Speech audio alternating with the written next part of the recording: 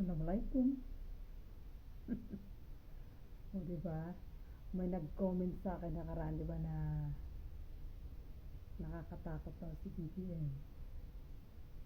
Hmm. Kinakabahan na ba kayo? Alam nyo, hindi ako mahilig sa mga video na may mga extra nakakatawa. Gusto ko yung natural, yung ako lang yung masaya. Ako lang yung masaya. O lahat na tayo mga ka-BBM. Masaya tayo kasi mabibigyan na ng hustisya ang ating bansa. Sa lahat ng mga angkan ng mga DDS. Diba ito yung hinihintay nyo? Yung sinasabi ninyo sa comment section na walang hustisya, walang mapapakulong. Ito na yun. Walang Merry Christmas, diba? Siya nga pala sa mga Christian Catholic, ako lang pwede bumati sa inyo, ako hindi. Kasi sa Islam wala na akong Christmas. Ganun po yun. So, ito tayo, di ba? Nakaka-excite. Makukulong na, mababawi pa yung mga ninakaw. Galing ni BBM, di ba? Nung panahon ni Duterte, sabi niya, humanap kayo muli ng Marcos. Kasi ako hindi ko kaya, kahit mag 20 years pa. Hindi niya kayang kalabanin ang korupsyon. Kasi mga sindikato yan. Hindi mo alam kung sinong kakampi mo dyan. Pero si BBM, lumaban siya. Kahit kapatid niya, dinamay niya. Alam niyo kayo nanirain si Aimee? Kasi alam niya na madadamay siya sa ginagawang investigasyon ng flood control. Hindi lang kasi flood control ang iniimbestigahan, lahat na, all the way. Kaya ganyan ang ginagawa ni Aimee Marcos. Ang galawan ni BBM, simple, pero may silbi. Ganon siya gumalaw.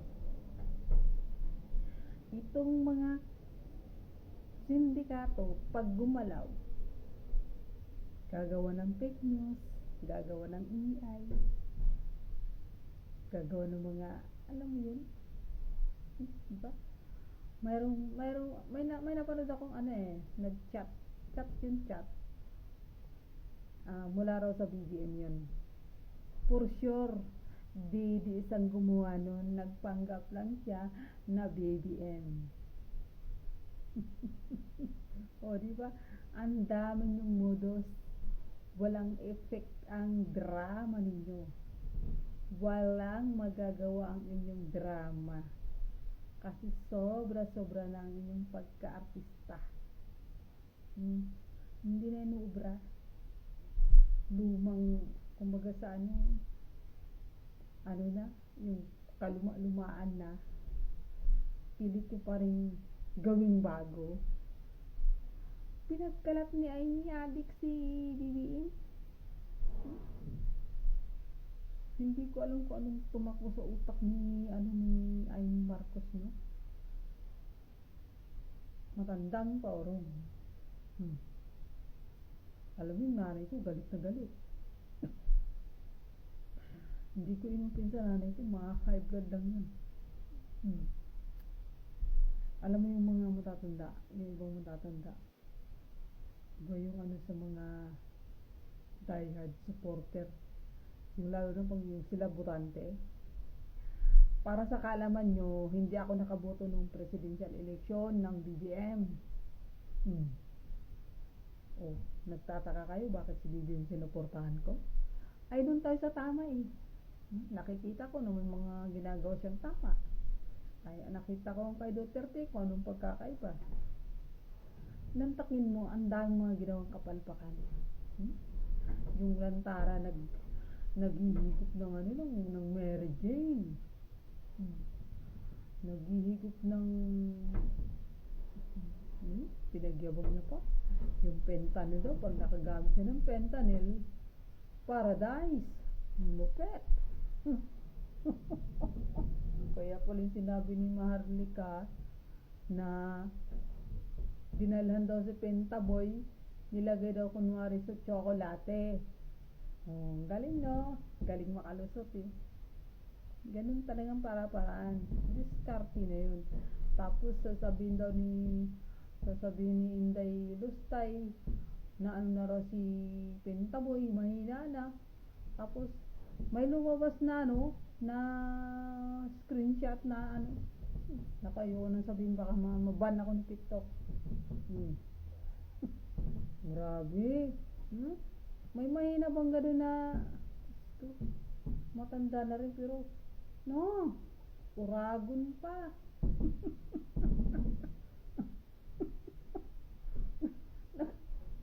Alam mo, sinintin sa kaibigan ko, sabi ko, Bes, ano na yun siya, diba? 80 years old.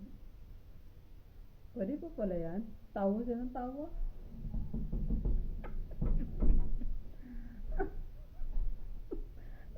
Hindi talaga ako makamove on. Kasi 80 na siya, diba? Tapos, kaya niya pa gumanon? I'm so curious.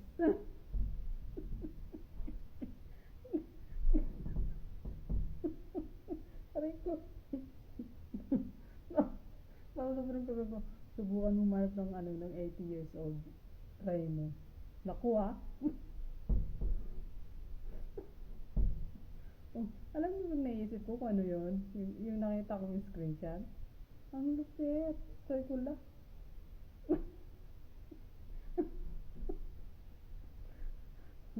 O diba? Grabe yung epekto ng ng fentanyl. O diba? Strong. Paradise nga daw. Paraiso. Si Tay Digong. O, basta yung nagsasabuhan niya sa dahig, Paraiso. Nadadanan pa din ka para sa kahit paano ng fentanyl. Ang galing mo pala sa Tapos makapagsabi kayo yung bangag kay BBM. Los niya ay. Tawang-tawa talaga ako doon nakita ko. Kasi nakita ko yung mga palanda sa comment section. Ay, mabilis ang mata ko. Kahit apat ang mata ko, mabilis ako dumampot. Save agad.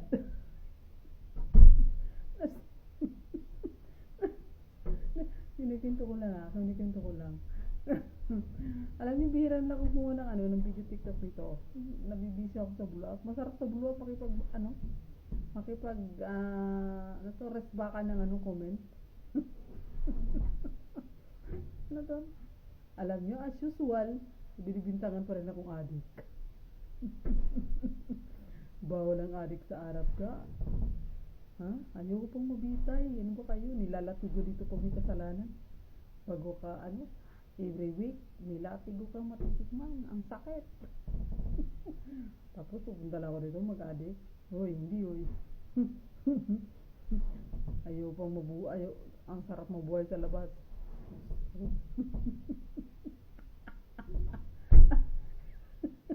Grabe itong mga didis, wala na silang maidahilan, kundi siguro adik ka, Sila mukha ba tayong adik? O sige na, yan lang bye, kayo mga DS, bahala ka sa buhay nyo.